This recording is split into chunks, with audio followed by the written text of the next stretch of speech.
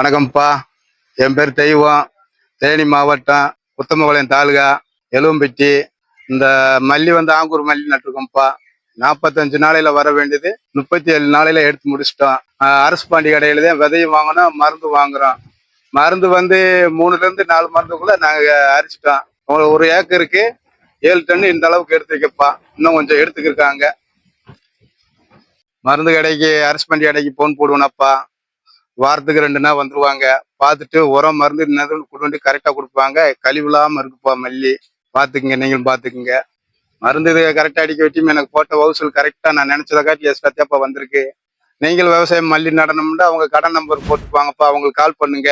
கண்டிப்பா அவங்களே நல்ல முறைக்கு எடுத்து கொடுத்துருவாங்க. கருகள் கிடையாது, ஒரு பல்ப் வேறல, சுத்தமா இருக்குப்பா மல்லி.